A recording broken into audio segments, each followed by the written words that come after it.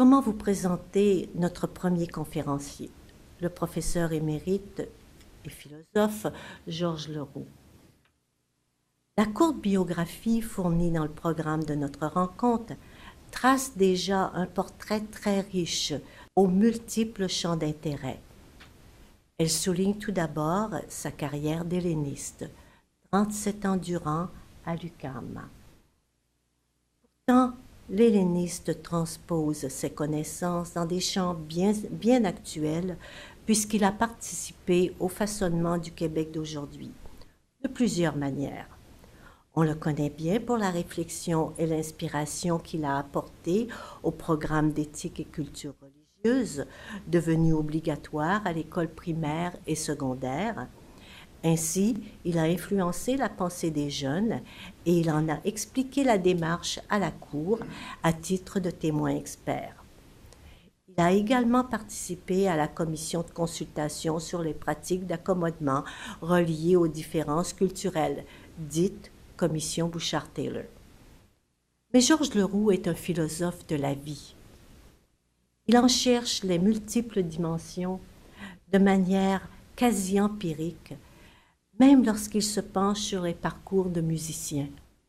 Tout d'abord, sa partita pour Glenn Gould, Musique en forme de vie, de 2008, et ensuite son Wanderer, essai sur le voyage d'hiver de Franz Schubert, de 2011.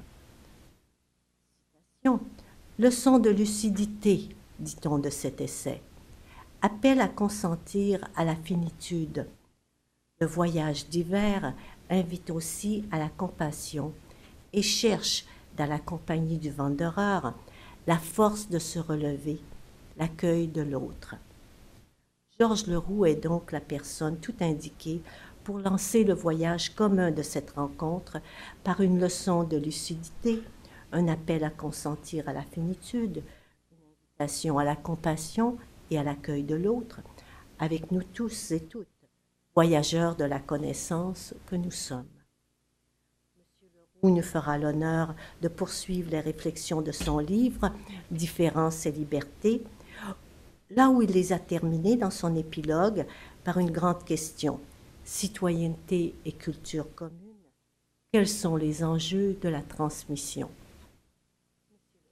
Merci beaucoup, Madame Martel, de votre invitation qui est très importante pour moi, je tiens à le dire, dans la mesure où vous m'invitez, comme vous venez de le rappeler, à poursuivre cette réflexion. Chère Madame Olivier, je suis très honoré de parler en votre présence. J'ai connu votre mari, j'ai estimé son travail et son œuvre. Et j'ai connu aussi Jacques Couture. J'ai même un peu, je l'ai même un peu fréquenté. Et à la fin de sa vie, tout le monde le sait, je pense, il avait choisi une vie de pauvreté et d'humilité. Et donc, il cohabitait avec un des maîtres qui a été le plus important pour moi, donc Raymond Bourgault. Alors, c'est donc avec beaucoup d'émotion que je vous présente cet exposé ce matin dans un contexte qui est pour moi celui de deux figures tutélaires de ma réflexion. Alors, je veux vous dire une chose simple au point de départ, c'est qu'il est certain que les questions que j'ai posées dans mon livre, que vous avez rappelées, sont des questions urgentes, mais qui sont, dans le moment, à mes yeux, à moi en tout cas, en panne. C'est-à-dire que la philosophie publique de l'éducation au Québec, qui est évidemment lourdement dépendante des ministres successifs de l'éducation, ne connaît pas, à mon avis, la relève qu'elle devrait connaître. Donc, mon exposé va comporter deux parties. Dans une première partie, je voudrais poser la question tout à fait simple, mais en même temps difficile, de la différence entre la diversité et le pluralisme. Nous avons aujourd'hui une situation où la diversité impose un regard qui est neuf sur notre système d'éducation et en particulier sur la question de la culture commune. Si la culture commune doit avoir un avenir, si elle doit se constituer et rejoindre sa propre substance, ça ne peut être que grâce à l'éducation. Or, nous posons à cet égard la question, qu'est-ce que la transmission? Bien sûr, quand nous transmettons, nous donnons aux plus jeunes, aux autres, à ceux qui nous suivent, à tous, ce que nous avons reçu, mais ce n'est pas assez. Hannah Arendt le dit, la culture, ce n'est pas seulement la transmission du passé. La culture, c'est aussi les conditions de l'avenir, c'est-à-dire la possibilité de créer du neuf avec ce que nous donnons. Or, ceci représente pour nous au Québec un certain nombre d'exigences, et ces exigences sont l'ouverture à la diversité, au pluralisme et le développement d'une pensée critique forte. Donc, dans cette conférence, je voudrais discuter en premier lieu les raisons que nous avons tous ensemble d'approfondir concrètement une réflexion sur ces exigences, notamment donc sur les principes du pluralisme.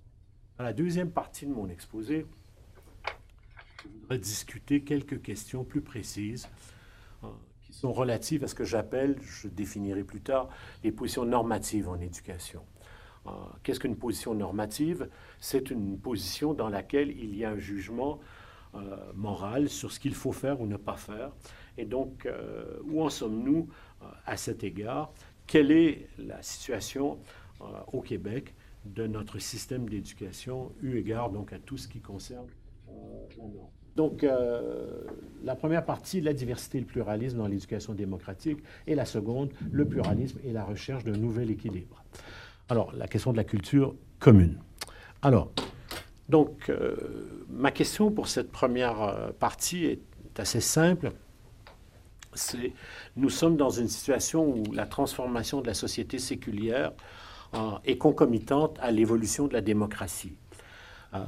Nous ne pouvons pas concentrer toute notre réflexion sur l'éducation, uniquement sur la question de la culture, puisque les jeunes doivent être élevés, formés dans un contexte où ils doivent être appelés à devenir des citoyens libres, responsables, dans une démocratie qui est pluraliste. Alors, la question qui se pose immédiatement, c'est évidemment l'importance de la diversité.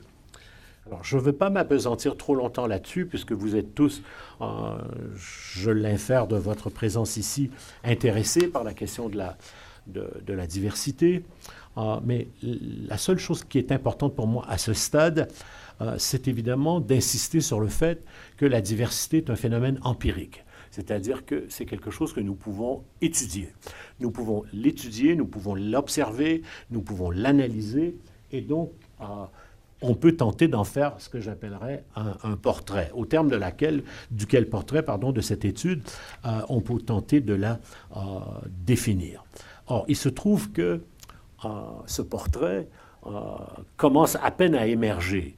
Et il est dans une évolution très complexe, très dynamique. Il y a beaucoup de mouvements. Il y a la diversité ethnique, la diversité linguistique, la diversité religieuse, la diversité qu'on appelle ethno-culturelle, la pluralité des conceptions du monde, les normes relatives à la vie, et ainsi de suite. Donc, alors, la diversité n'est pas le pluralisme. C'est la question importante, pour moi, au point de départ. La diversité est un fait, nous l'analysons beaucoup, nous la regardons beaucoup, mais le pluralisme est l'attitude que nous avons vis-à-vis de la diversité. Et le problème central, évidemment, c'est celui qui consiste à poser la question quelle serait la bonne attitude vis-à-vis la diversité dans une société où les tentations de repli, les tentations, les dérives populistes, le refus de l'immigration, en fait, tous ces problèmes que nous constatons. Vous avez tous vu, peut-être comme moi, le film hier soir à Télé-Québec sur ce jeune qui s'appelle Maxime Fizet et les groupes d'extrême droite, ça donne vraiment froid dans le dos. Alors, donc, il faut regarder ça d'un point de vue autre que seulement empirique. Nous disposons d'un instrument de travail que vous connaissez peut-être, un livre absolument admirable, écrit en collaboration. Je ne connais pas de meilleur livre que ce livre pour exposer ce qu'est la diversité au Québec.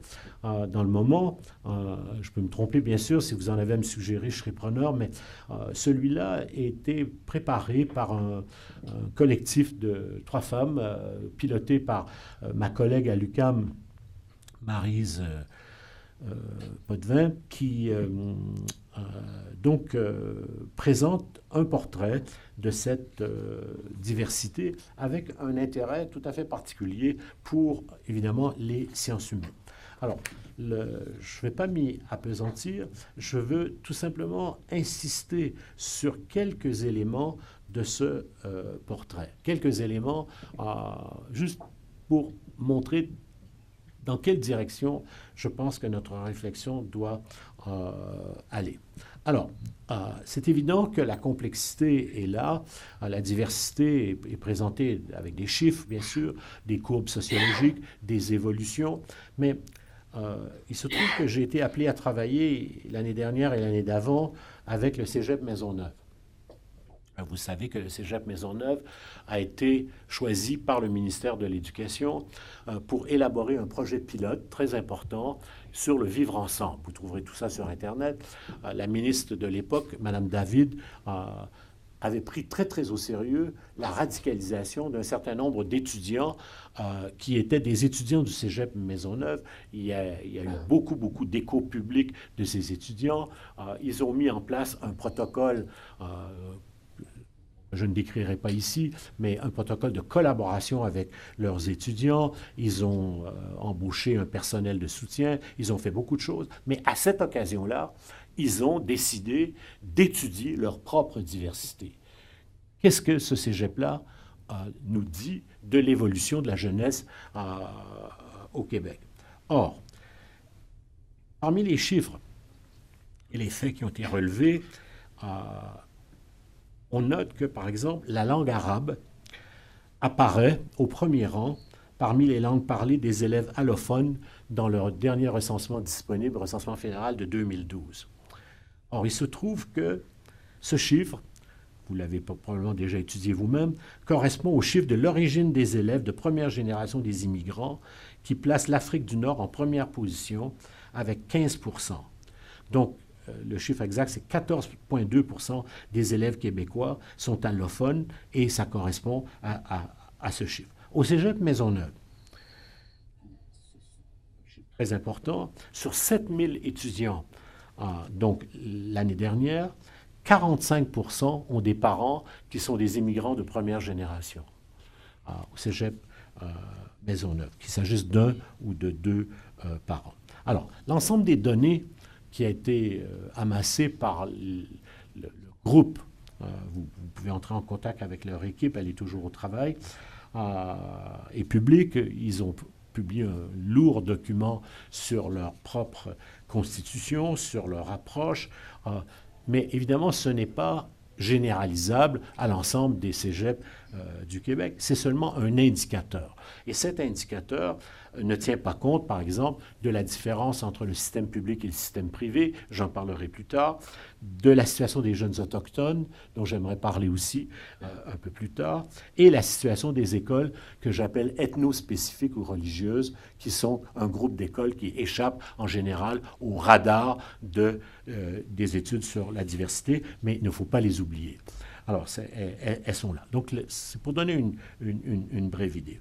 Alors, ce portrait de la diversité, il doit inclure, bien sûr, un ensemble de variables. Pas seulement la langue, pas seulement la sociodémographie, qui est très importante, par exemple les pays de provenance, mais aussi la diversité religieuse, je l'ai dit, qui est un point important. Et ce qui est de plus en plus important dans ce portrait de la diversité, c'est évidemment la dimension dynamique. Alors, qu'est-ce que j'appelle la dimension dynamique? C'est le fait que, même pris aujourd'hui, ce portrait, cette photographie, disons, de cette diversité dans nos institutions scolaires est déjà fausse la semaine d'après. Parce que l'évolution suit une courbe dont la rapidité est absolument extraordinaire. Cette dynamique d'évolution, les sociologues qui travaillent beaucoup là-dessus dans le moment, je pourrais en citer plusieurs dont les travaux me semblent absolument passionnants, les sociologues aiment la décrire avec une image. Peut-être vous la connaissez, cette image, c'est l'image des valises. Alors, qu'est-ce que c'est que cette image des valises? Les sociologues utilisent l'idée que l'évolution sociodémographique, culturelle de l'immigration, c'est une première génération arrive avec ses valises et la laisse dans la maison non ouverte dans la perspective qu'on va repartir. La deuxième génération ouvre les valises, mais n'ose pas encore les jeter. Et la troisième génération considère que les valises sont devenues inutiles. Alors, cette image est documentée par beaucoup de faits, c'est-à-dire sur les allers-retours dans le pays d'origine, l'intégration, qui est le concept clé, bien sûr, de l'immigration réussie, et le spectre méthodologique sur lequel je n'ai pas le loisir de vraiment m'étendre ce matin avec vous. Mais donc, nous allons maintenant aborder le point 2 de mon exposé, non pas la deuxième partie, mais le deuxième point de ma première partie. Une fois qu'on a vu la complexité, il faut regarder un peu la différence entre la diversité et le pluralisme. Alors, la différence est évidemment un concept actif dans la discussion sociologique et philosophique du pluralisme. Et nous devons nous poser la question de savoir comment la diversité, l'étude de la diversité, nous met en présence de ce qui semble être l'objet principal du refus de la différence et de la diversité, c'est-à-dire le fait que la diversité pose la question du pluralisme. Pourquoi? Parce que le pluralisme qualifie les idées, les conceptions, les visions du monde, les actions, les jugements, bref, la culture profonde. La culture profonde. J'aurai l'occasion de revenir à Fernand Dumont dans un instant. C'est un concept qui, pour un philosophe, pour tout le monde en fait, je parle du pluralisme, est d'un rang logique supérieur à celui de la diversité parce qu'il ne concerne pas les faits et il ne peut pas être étudié empiriquement. Il concerne la culture et la diversité normative. Les religions, par exemple, dont je me suis beaucoup occupé, sont différentes de fait. C'est pas besoin d'être grand clair pour savoir ça.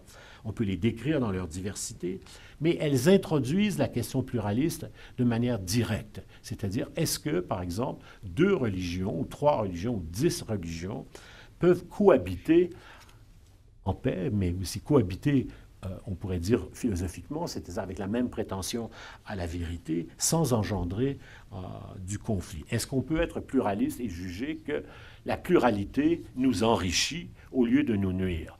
Est-ce qu'on peut considérer la pluralité comme quelque chose que nous devons accepter et non pas refouler, refuser, comme par exemple ce qu'on a entendu,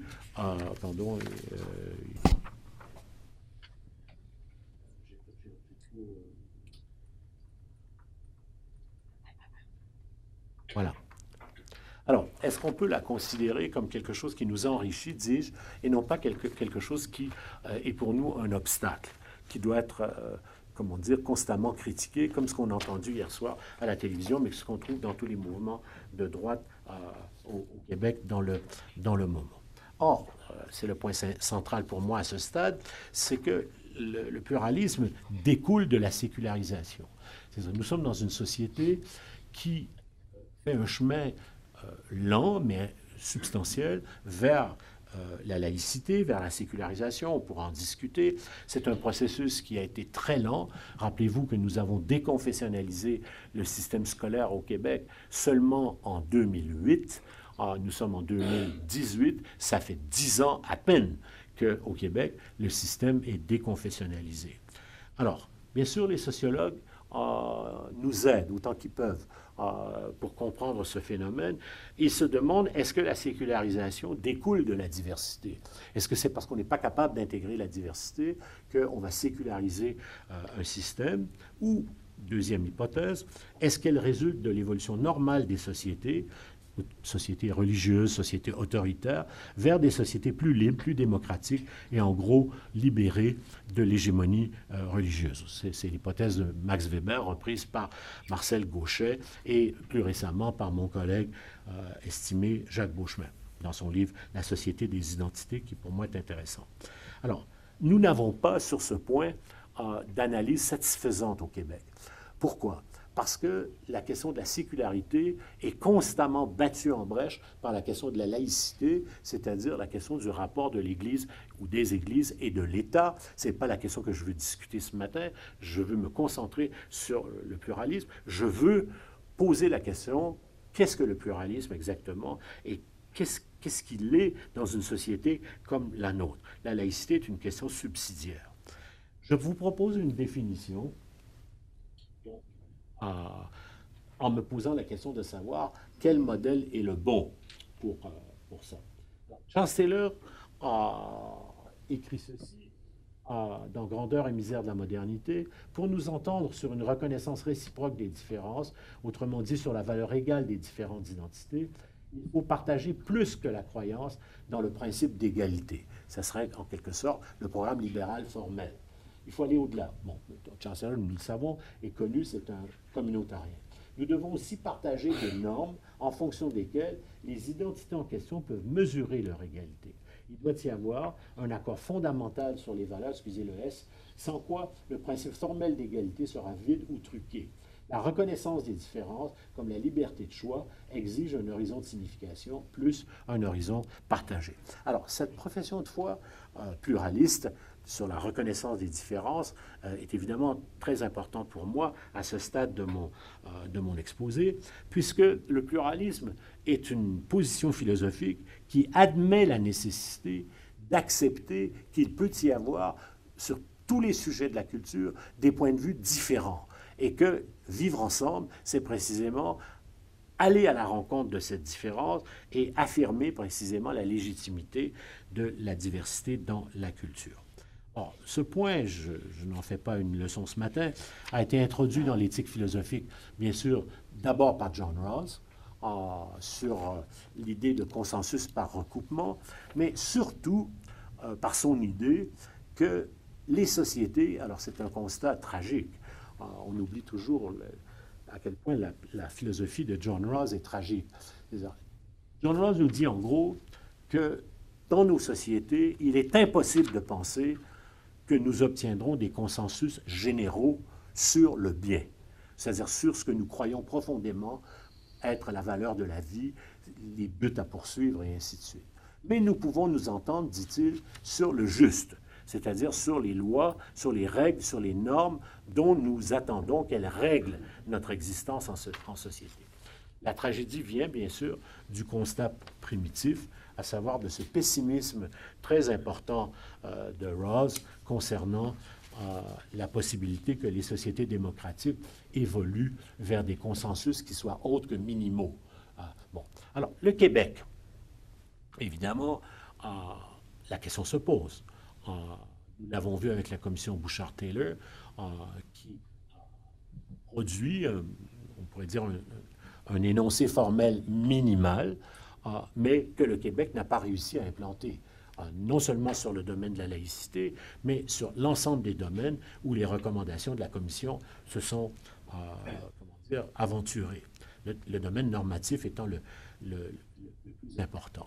Alors, la question, je la reformule, c'est au Québec, où en sommes-nous de la considération du pluralisme et comment, quelle philosophie ou quelle conception générale avons-nous pour que notre réflexion sur nos valeurs et nos normes communes, nous voulons une culture commune, en particulier nos chartes de droit, la démocratie et ainsi de suite, tout cela que souvent on aime au Québec, vous le savez, ça revient tout le temps dans les éditoriaux, je ne peux pas m'empêcher de le noter, sur le modèle québécois, la solidarité, et ainsi de suite, des choses qui sont vraies, d'accord, des choses qui sont absolument même authentiques, d'accord, mais ce portrait n'existe pas comme une philosophie publique de l'éducation au Québec, et il n'existe pas assez pour réfuter de manière obvie, claire, déterminée, la xénophobie et le rejet de l'autre.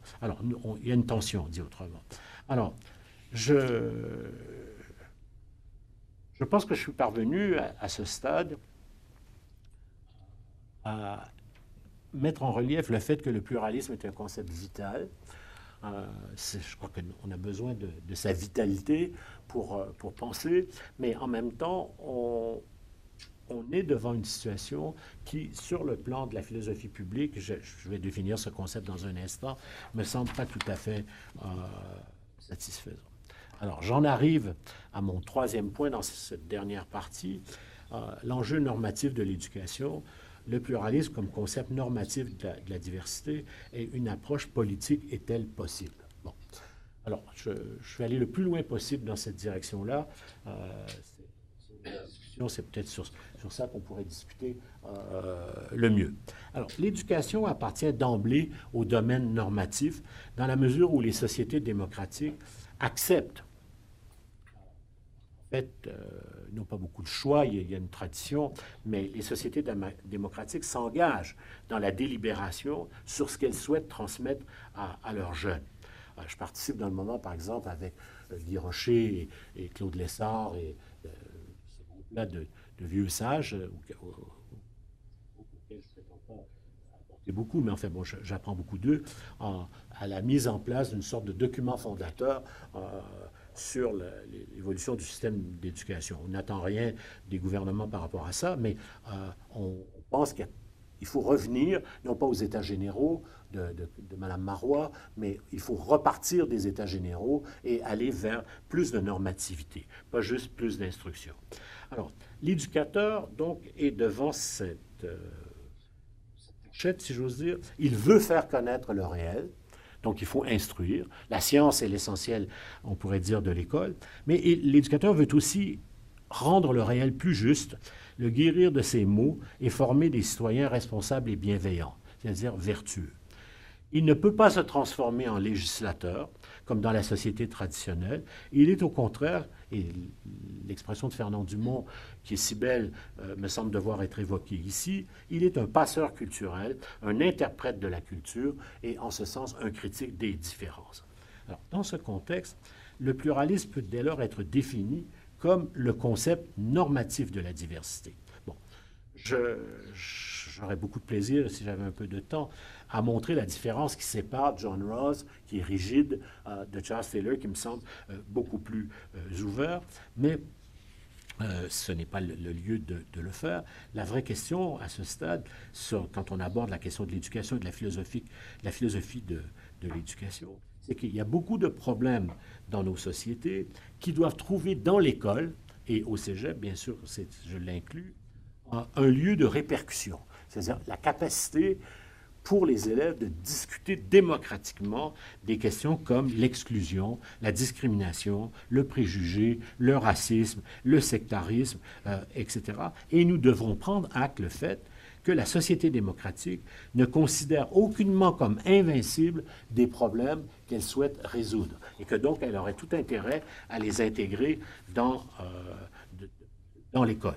Alors, pardon encore de manipuler ça si mal. Alors, donc, une approche politique de la transmission est-elle possible? Le Québec, de ce point de vue, est une exception extraordinaire. J'ai fait beaucoup d'études comparatives entre le système québécois d'éducation, le système américain et le système français. Un peu l'allemand, mais j'ai écrit ça ailleurs, là. Le Québec est un cas exemplaire d'investissement dans une philosophie publique de l'éducation. Qu'est-ce que j'appelle une philosophie publique? C'est-à-dire un ensemble de principes philosophiques qui sont assumés par l'État. Bon, alors, assumés par l'État, ça veut dire quoi? Ça veut dire que l'agenda de justice et de respect qui est articulé dans l'éthique de notre époque est assumé entièrement par l'école et la délibération commune est donc tout à fait réconciliée, elle est enrichie par la différence et la pluralité des normes.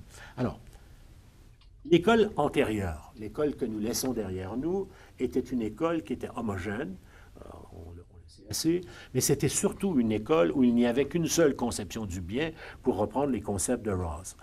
Il n'y avait pas plusieurs conceptions du bien qui sont, disons, communes ou partagées. Il n'y avait par ailleurs pas de débat véritable sur les conceptions du juste. Alors, c'est sûr et certain que le Québec représente, je vais te dire maintenant pourquoi, une société où le pluralisme en tant que principe philosophique, comme finalité philosophique, est assumé entièrement par l'État. Ça ne veut pas dire avec satisfaction, mais personne au Québec ne va s'étonner qu'on veuille que l'école fasse ceci ou cela, alors que dans bien d'autres systèmes, la seule volonté politique relative à l'école est l'application de programmes antérieurs. Ici, on est dans un système qui se reformule constamment. Alors, quels sont les principes de l'école démocratique? Je suis là, c'est mon 4e point. D'abord, bien entendu, la reconnaissance des identités multiples. La reconnaissance des identités multiples. Alors, je fais une petite pause ici pour vous raconter quelque chose. Je vais beaucoup dans les écoles, certains d'entre vous le savent. Je suis à la retraite depuis 12 ans, ça fait un bout de temps déjà. Et une des choses que j'aime faire, c'est accepter les invitations des commissions scolaires. Moi, j'aime beaucoup ça, surtout quand les élèves sont présents, ils ne le sont pas toujours. Je me suis trouvé un jour dans une école du nord de Montréal, dans la communauté italienne. Presque 100% italienne à Montréal-Nord et Sud. Mes collègues m'ont dit, Georges, est-ce que tu sais que tu t'en vas dans une école catholique, même si c'est une école publique? Je dis oui, je connais la communauté italienne. Les filles doivent être en 7 heures, et puis bon, je connais ça. Alors, je donne mon petit discours, ouverture à la diversité et tout. Et puis, je vois que ça colle à rien, personne, les gens ont envie de s'en aller. Bon, d'accord. Alors, je manquais mon coup, quoi. Je n'ai pas réussi à intéresser ce groupe d'enseignantes et d'enseignants et de responsables pédagogiques à la question de la diversité. Après l'exposé, un professeur vient me voir. Il dit, Monsieur Leroux, il dit, je pense que vous ne vous rendez pas bien compte où vous êtes. Non, il dit, vous ne vous rendez pas compte. Il dit, ici, nous avons eu 2 élèves en provenance de l'immigration au cours des 10 dernières années. Je dis, bon, comment vous faites pour que ce soit comme ça? Est-ce que c'est délibéré? Est-ce que vous faites ça? Non, il dit, les gens savent qu'ici, c'est une école qui a une couleur. Elle est teintée blanche et catholique, et c'est comme ça. Alors, il dit, je vais vous dire quelque chose. Alors, je fais vite parce que je ne veux pas prendre trop de mon temps et de votre attention là-dessus. Il dit, maintenant, moi, dans ma classe, c'est un prof du secondaire, il dit, j'ai un petit Mohamed, on va l'appeler comme ça.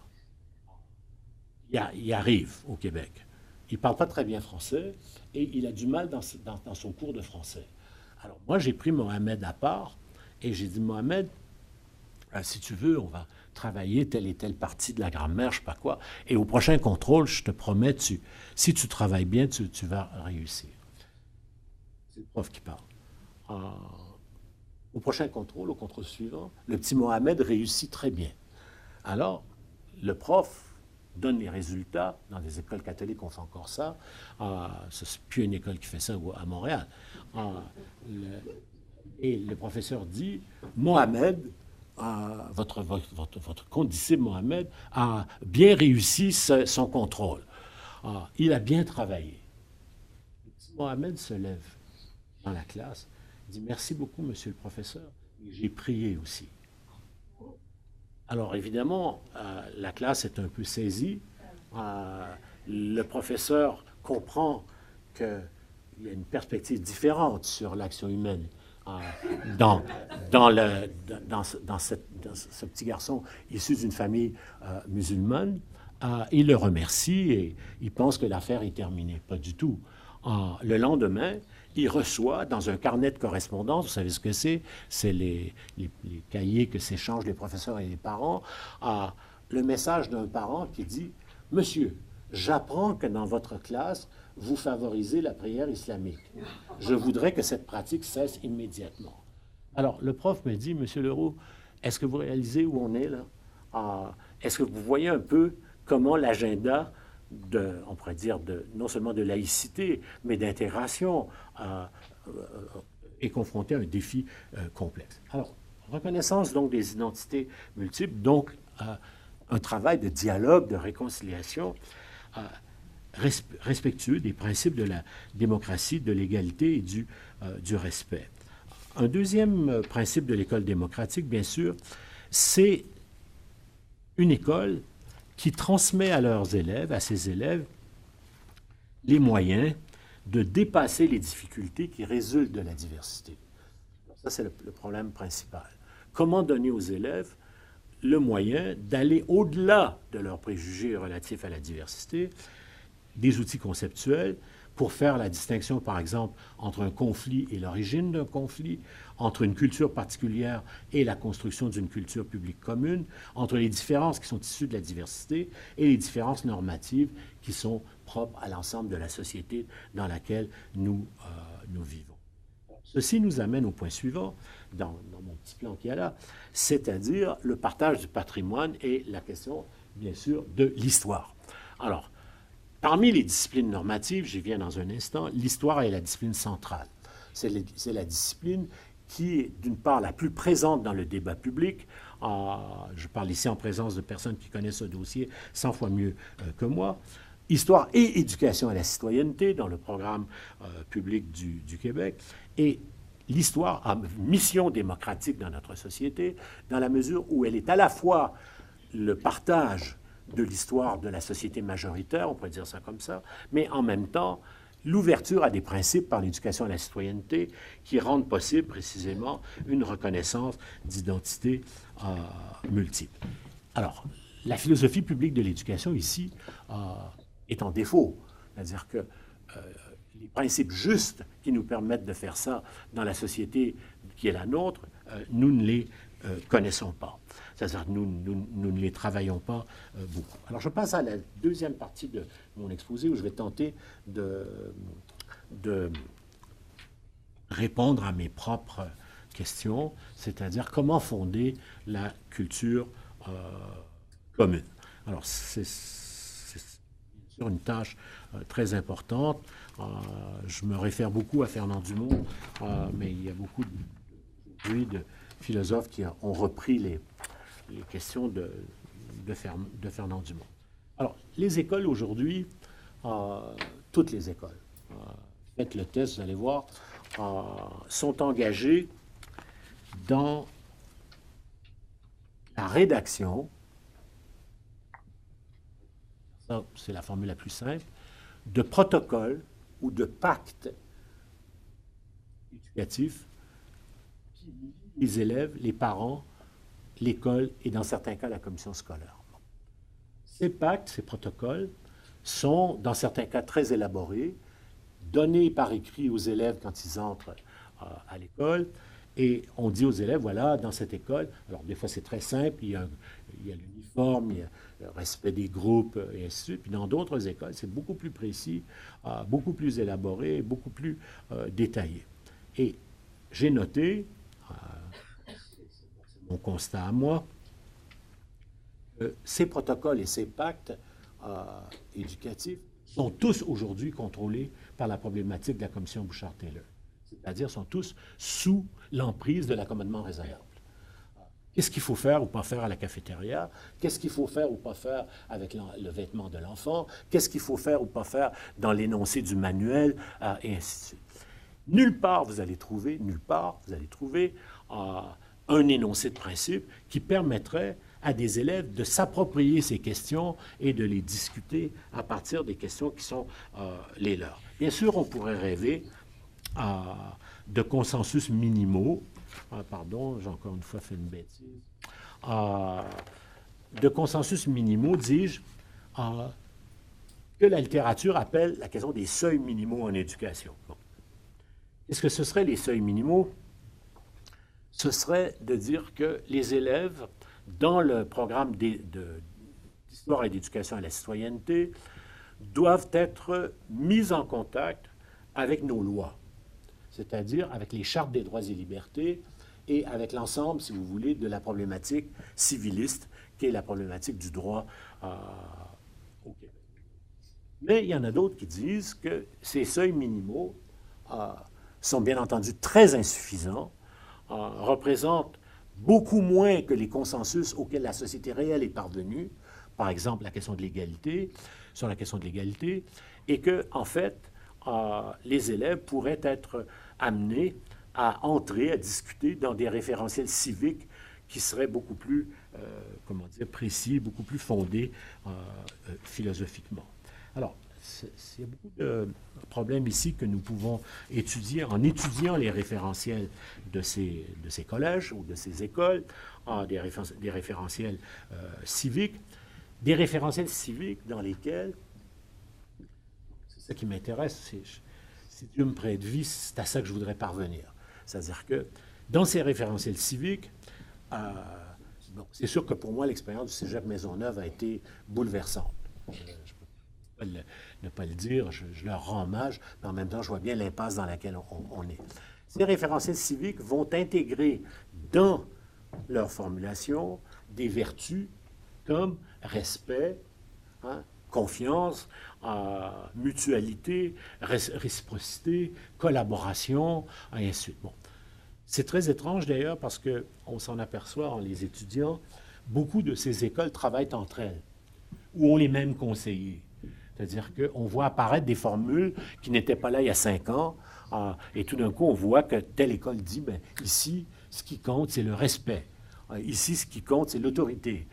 J'ai fait des conférences à la Commission scolaire de Montréal. Je me suis aperçu qu'à la Commission scolaire de Montréal, l'évolution vers des questions normatives comme le respect est réelle, mais qu'il y a une problématique de l'autorité à la Commission scolaire de Montréal qui est absolument imposante. C'est pas que la directrice actuelle aille nécessairement dans ce sens-là, mais il y a une richesse de discussion. La tension entre réciprocité et autorité est très importante. Or, les jeunes comprennent très vite, c'est ce qu'on peut observer, que nos chartes et nos lois prescrivent un minimum de justice sociale. Nous avons, bien sûr, pas juste la loi de l'impôt, c'est-à-dire qu'il faut payer ses impôts, il faut contrôler l'évasion fiscale, je donne un exemple, il faut lutter contre la corruption, mais nos chartes et nos lois ne prescrivent pas de donner à Centraide. Nos chartes et nos lois ne prescrivent pas de faire l'aumône aux pauvres sur la rue. Nos chartes et nos lois ne prescrivent pas de s'engager dans des mouvements sociaux ou des mouvements civiques. Ça, c'est les jeunes qui le font d'eux-mêmes. De sorte que le noyau normatif de l'ensemble de ces documents, je parle des protocoles, des pactes, et ainsi de suite, de tout ce qui gère la philosophie de l'institution scolaire, est assez restreint. Si on devait transmettre aux jeunes uniquement le fait qu'ils doivent payer leurs impôts, bien sûr, on aurait, je dirais, une pastille assez plate. Alors, donc, il est sûr et certain que dans le moment, nos consensus civiques respectent ce que j'appellerais une entente démocratique absolument minimale. Et la perspective des accommodements, je la critique, je la considère comme étant tout à fait limitée. J'y ai collaboré moi-même, je tiens à le dire, pour résoudre un certain nombre de problèmes qui apparaissaient des problèmes réels. Mais aujourd'hui, nous devons aller bien au-delà de la perspective des accommodements. Et c'est le travail dans lequel je me sens personnellement engagé. Alors, ne bougez pas, il y a quelque chose que je...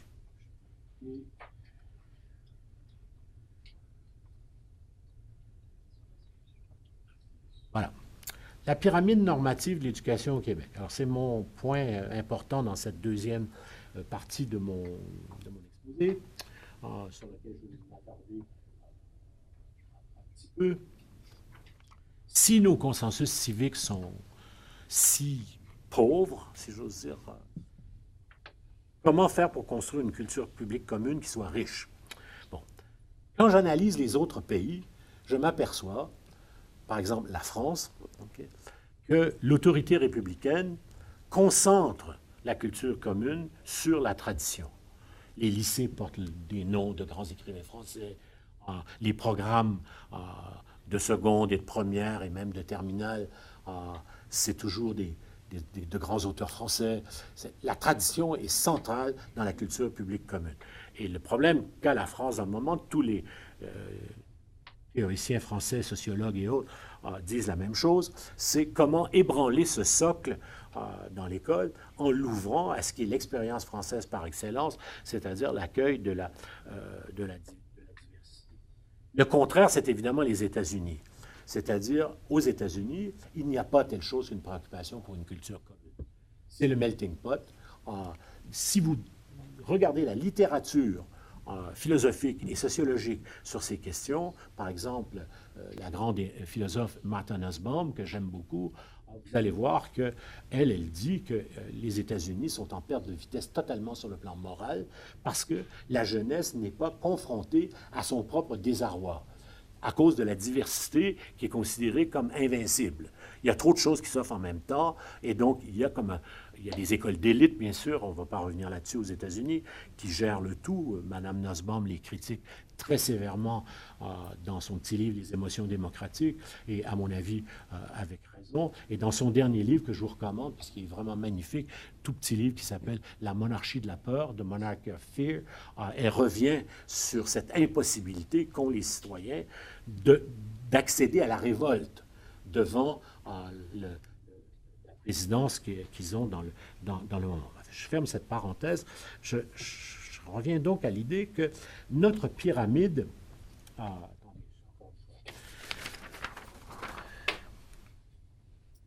notre pyramide normative est une des plus riches au monde. Ce ne serait pas long de vous le démontrer. Au primaire et au secondaire, nous avons 2 programmes qui sont normatifs forts. Nous en avons 2 qui sont normatifs faibles. Les 2 autres, c'est bien entendu le programme de français et le programme d'art, de pratique artistique. Avec Lise Bissonnette, on a fait un colloque sur la comparaison de ces 4 programmes, eu égard à la culture commune, et on s'est aperçu que les 2 programmes qui étaient déterminants, c'est vraiment Histoire et ECR. Pourquoi? Parce que c'est les 2 qui ont la chance de présenter aux élèves la question des principes qui doivent gérer la diversité. En art, l'approche centrale, c'est évidemment l'approche de la création, et en littérature, en raison de l'état du français au Québec, le littéraire n'est pas du tout présenté en tant que tel. Alors, donc ça, c'est une base. Ces 2 programmes, Histoire et Éducation à la citoyenneté et ECR, sont en crise. Dans le cas de l'ECR, depuis sa mise en place, les objections se sont résorbées quasi entièrement pour ECR, mais ça ne règle pas le problème. Le ministre de l'Éducation, j'ai très hâte de voir ce qu'il va faire. S'il est courageux, le nouveau, il va faire une évaluation de ECR. Nous sommes un groupe qui lui avons écrit pour ça, en lui disant, ça fait 10 ans, l'année prochaine, ça va faire 11 ans, il y a une cohorte complète du Québec qui est passée par là. Demandez aux parents, demandez aux enfants, demandez aux commissions scolaires, faites quelque chose. Ne faites pas comme si rien ne se passait, parce que c'est calme sur le terrain. Les ministres aiment bien ça quand c'est calme sur le terrain, où il n'y a pas de plainte, les parents ne vont pas à l'autorité dire, dans mon cours ECR, comme les choses que relèvent les opposants au programme, M. Barry et d'autres, c'est fini ça. Sur le terrain, la nouvelle génération d'enseignants présente le programme, mais il y a un problème central, c'est qu'il n'est pas évalué. Dans le cas d'Histoire et Éducation à la citoyenneté, le problème est connu. Il y a le débat sur l'histoire en tant que telle, le protocole expérimental, et ainsi de suite. Mais il y a surtout, et aussi, à mes yeux, à moi, le terrible refus des concepteurs de ce programme et de ceux qui l'appliquent d'intégrer une éducation à la citoyenneté substantielle. Les historiens ont fait paraître un manifeste il y a quelques années auquel je reviens toujours, dans lequel ils disent, nous les historiens, nous sommes des savants, nous sommes des scientifiques, nous enseignons l'histoire, on n'a rien à voir avec enseigner des valeurs, etc., et même nos chartes et nos droits. Ils espéraient qu'éducation à la citoyenneté aurait un profil autonome pour fonder la culture commune. Bon, moi je me souviens d'un entretien avec Jean-Marc Fournier quand il était ministre. Il dit, mais écoutez, enlevez ça aux historiens, puis faites un programme général d'éducation à la citoyenneté, puis oubliez ECR, gardez ce qu'il y a de bon dans ECR, mais faites un programme général d'éducation à la citoyenneté. Il venait de refaire le programme d'histoire. Malheureusement, ça n'a pas été payant parce que... Donc, au primaire et au secondaire, on a un socle commun, très riche, très, rempli de questions et de débats, et qui touche tous les élèves. Il y a ça nulle part au monde. On a un réseau international qui s'appelle le RIED, peut-être vous le connaissez, Réseau international d'éducation à la diversité. C'est pas si international que ça, c'est surtout francophone. C'est Suisse, Belgique, France, Québec et quelques pays africains. Ce réseau-là se réunit une fois par année et nous discutons qu'est-ce qu'on peut faire de mieux, qu'est-ce qu'on peut apprendre de l'expérience des autres dans la pyramide normative, comment donner l'éducation à la diversité à nos jeunes. Ensuite, le deuxième niveau, bien sûr, c'est l'enseignement collégial, qui lui aussi a son lot de difficultés, parce que les ministres successifs dans les gouvernements libéraux ont toujours voulu à la fois protéger la formation générale, donc le cours de philosophie, le cours de littérature, les deux autres sont jamais discutés, l'anglais et l'éducation physique, mais, et puis il y a toujours des objecteurs qui disent, il faut enlever la philo, il faut mettre plus de sciences humaines, et ainsi de suite. C'est un débat réel, c'est un bon débat. On a fait un livre complet. Mon élève, enfin, je ne devrais pas l'appeler comme ça, mais je ne parviens pas à faire autrement. Mon ami Pierre Després et moi, Pierre est professeur au Cégep Montmorency, on a fait un livre complet, publié aux presses de l'Université Laval il y a 2 ans, sur le débat de l'enseignement de la philosophie. Tout le monde est pour, mais personne ne sait ce qu'on devrait faire. Alors, nous, on pense que ce programme-là devrait être réorienté très fortement vers l'éducation à la citoyenneté. Il y a beaucoup de réserves là-dessus. Il y a beaucoup de philosophes au Québec qui disent non, moi je vais enseigner Spinoza comme ça me tente. C'est vrai, la grande culture universelle de la philosophie est là pour être transmise. Mais dans un cas où on parle de philosophie publique, est-ce qu'on attend quelque chose de ça? Est-ce qu'on veut faire quelque chose avec ça? Alors ça, c'est la question que je pose. Alors donc, cette pyramide normative, elle est là, on pourrait dire, de l'âge de 5 ans à l'âge de 18-19 ans. Il n'y a pas une année, sauf secondaire 3, où il n'y a pas de SCR, mais pour toutes sortes de raisons, mais il n'y a pas une année où les élèves n'ont pas un espace normatif de discussion, où ils peuvent demander quelles sont les visions du monde, les normes, les jugements sur le bien, la vie bonne, et ainsi de suite. Qu'est-ce que l'histoire nous apporte? Qu'est-ce que l'éducation à la citoyenneté? Qu'est-ce que le programme ECR? Alors ça, c'est le constat que je fais à ce stade-ci, donc, de mon exposé. Alors, je vais laisser faire la citation d'Hannah Arendt parce que le temps presse maintenant. J'aimerais poser la question maintenant de savoir, bien sûr, est-ce que cet espoir de fonder une culture commune est une utopie?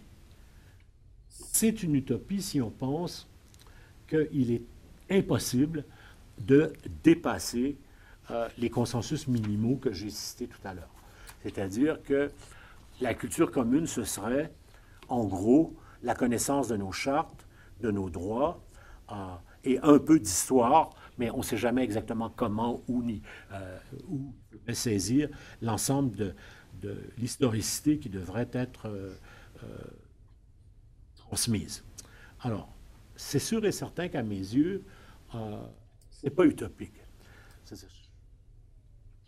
On peut toujours travailler pour une utopie, bien sûr. On peut travailler même si on pense que le résultat n'arrivera jamais.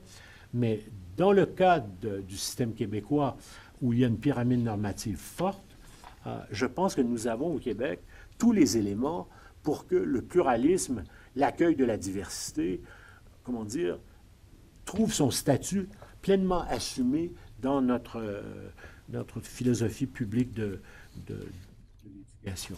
Alors, il y a beaucoup d'éléments qui militent dans ce sens-là dans le moment. Attendez, toujours que des bêtises. Les éléments qui m'encouragent, moi, c'est évidemment ce qui se passe sur le terrain, c'est-à-dire dans les écoles. Je vois une nouvelle génération de jeunes profs qui ne sont pas du tout les profs de l'ancienne culture autoritaire. Ce sont des jeunes. Et ils sont nés dans la diversité, ils vivent dans la diversité, et ils jugent que la diversité est une richesse, pas un obstacle à refouler. Donc ça, c'est pour les jeunes enseignants. Vous savez, ces jeunes enseignants sont maintenant très fortement majoritaires dans nos écoles. Au cégep, c'est la même chose. Je vais souvent dans des départements de philo de cégep, où je suis invité, puis je m'aperçois qu'il n'y a pas de département de philo aujourd'hui où le transit générationnel n'est pas totalement accompli. C'est-à-dire, en gros, tous les profs de l'ancienne génération, la génération des fondateurs, génération 69, 70, ils sont tous partis, évidemment. Et maintenant, tous les profs ont en gros en dessous de 40 ans. Et donc, ils sont tous, eux aussi, allumés sur la question du pluralisme et de la diversité. Ils y réfléchissent. Ils font des semaines de la diversité. Dans la plupart des cégeps, en février-mars, il y a une semaine de la diversité, ce qui n'est quand même pas rien. D'accord? Et leur enseignement, l'enseignement de la philosophie et de la littérature, est très orienté vers cette notion du vivre ensemble et de l'utopie politique de la démocratie. Donc, leurs objectifs sont des objectifs civiques et profondément citoyens. Alors, je veux dire un mot quand même à ce stade-ci, la question de la laïcité, parce que même si je considère que la question de la laïcité est une question qui, philosophiquement, n'intervient pas directement dans l'école, elle a son rôle à jouer, parce que même si nos écoles publiques sont a priori entièrement laïques, leur réflexion sur le pluralisme doit intégrer une réflexion plus critique sur l'évolution de la laïcité, et en particulier sur les conséquences qui en découlent, c'est-à-dire une inclusion mieux réussie. Alors, nous sommes donc, et j'arrive à ma conclusion, nous sommes donc dans une situation où la constitution de la culture commune est une véritable tâche.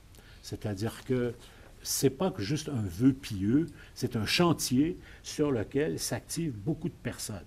Et j'aimerais que le nouveau ministre, qui est lui-même un enseignant aux écoles, prenne toute la mesure de cette tâche-là et qu'il revoie l'ensemble du système à partir de là, sans nécessairement faire des états généraux, sans nécessairement faire comme fait Suzanne Jartron, vous avez entendu parler de son mouvement Dégoût pour l'école, un gros mouvement, des milliers d'enseignants au Québec sont dans le mouvement Suzanne, beaucoup d'universitaires aussi, Claude Lessard entre autres, qui est certainement le penseur de l'éducation au Québec le plus respecté. On peut faire plus, si autrement, c'est ce que je crois.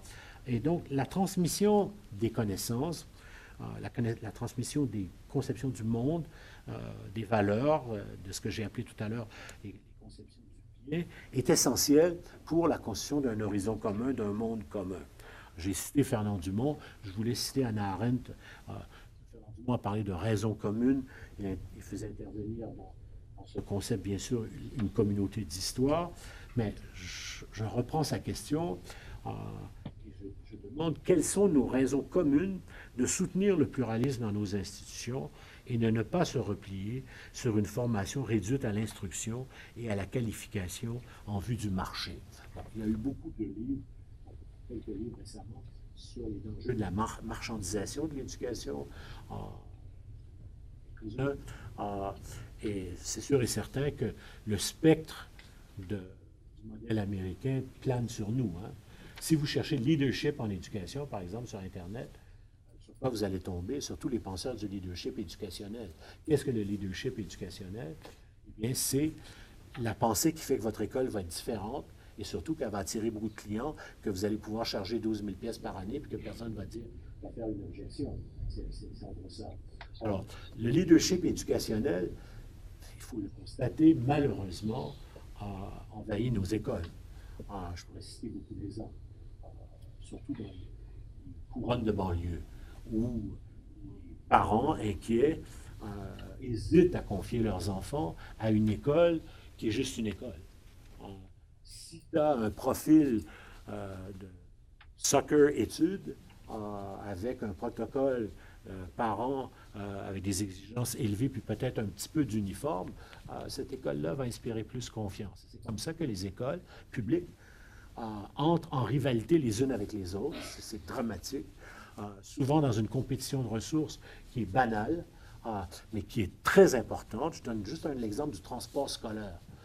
Les écoles n'ont pas les budgets, les commissions scolaires n'ont pas les budgets toujours suffisants pour un transport scolaire adapté à leur école. Alors, il y a une rivalité pour conquérir le transport scolaire. C'est un exemple. Et si vous avez un leadership éducationnel, bien, vous allez avoir le transport scolaire. Alors, je connais des cas d'enfants qui sont véhiculés sur 40 km tous les matins juste parce que les parents veulent que les enfants soient dans une école avec un projet particulier, comme ça qu'on appelle ça. Bon, alors, donc, je pense que l'utopie est là, oui.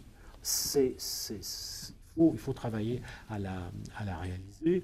Et il faut à tout prix faire en sorte que cette culture commune soit assumée, le projet de la culture commune soit assumé par l'ensemble des acteurs du système. Je ne parle pas juste du ministre qui veut défaire les commissions scolaires, paraît-il. Mais dans les commissions scolaires, il y a des personnes, il y a des citoyens responsables, il y a des citoyens vertueux qui comprennent que c'est un enjeu qui est très important pour le Québec. Et une commission scolaire, savez-vous quelque chose? C'est souvent quelque chose qui est le Québec. C'est-à-dire qu'une commission scolaire, c'est beaucoup d'écoles, c'est un territoire, c'est des gens. Bon, moi, je ne dis pas que je suis un fanatique de la commission scolaire, non. Mais ce que je dis, c'est que la commission scolaire fait quelque chose que personne ne peut faire. Et une des choses qu'elle fait, évidemment, vous allez dire, c'est ce que vous valorisez, elle favorise la philosophie publique. C'est-à-dire, elle favorise la discussion des commissaires avec les parents, avec les représentants des corps enseignants sur qu'est-ce qu'on doit viser. Si vous n'avez pas la commission scolaire, qu'est-ce qui va se passer? Chaque école va être renvoyée à son identité et va entrer dans une lutte à mourir avec toutes les autres pour survivre, pour survival of the fittest. C'est ça que ça va être. Alors, bon, on y est déjà presque. Alors, c'est malheureux d'avoir à le constater. Donc, c'est un des enjeux critiques. Il y en a quelques autres que j'aimerais évoquer, mais malheureusement, je manque de temps. Je voudrais terminer sur un mot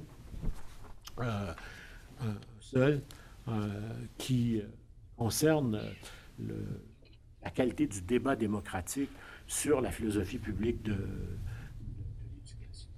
On oublie toujours, c'est important, on a reçu ici, peut-être certains d'entre vous étaient là, François Dupay, François, théoricien de gauche en France, sur l'école publique, théoricien très proche donc de la gauche syndicale depuis très longtemps, théoricien très critique des orientations, le repli de l'école qui subit de plein fouet le nationalisme du Rassemblement national. C'est important dans les écoles, ça. Quand vous êtes dans des régions Front National en France, vous ne pouvez pas enseigner n'importe quoi. Vous ne pouvez pas traiter les Maghrébins n'importe comment non plus. Et ainsi de suite. Ou plus exactement, oui, vous pouvez les traiter n'importe comment, c'est ce qui va leur faire plaisir. Alors, donc, vous avez cette discussion-là, et le regard que les Français portent sur nous, c'est que, c'est le mot sur lequel je veux terminer, c'est que notre société est en volume petite. Nous ne sommes pas très nombreux. Bien sûr, il y a X milliers d'écoles sur le terrain, des écoles de rang, des écoles à multiniveaux, des écoles alternatives, bien sûr, des écoles privées qui posent tous les problèmes que nous connaissons. Mais tout ce monde-là, au total, quand vous le rassemblez, c'est une société qui n'a pas le volume nécessaire, ou en tout cas ne produit pas l'auto-réflexion qu'une société plus grande peut produire, comme la France ou l'Allemagne, juste par des questions de nombre, d'accord? Mais moi, j'ai confiance, c'est mon vœu, que actuellement, compte tenu du carrefour dans lequel nous sommes engagés depuis au moins une dizaine ou une quinzaine d'années, ce carrefour de la diversité, l'émergence de la problématique du pluralisme, tout ça va faire en sorte que ces questions-là vont devenir plus urgentes dans nos écoles, dans notre système d'éducation en général. Et donc, je pense que ce n'est pas une utopie que de les poursuivre. Voilà, alors j'arrête là-dessus. Merci.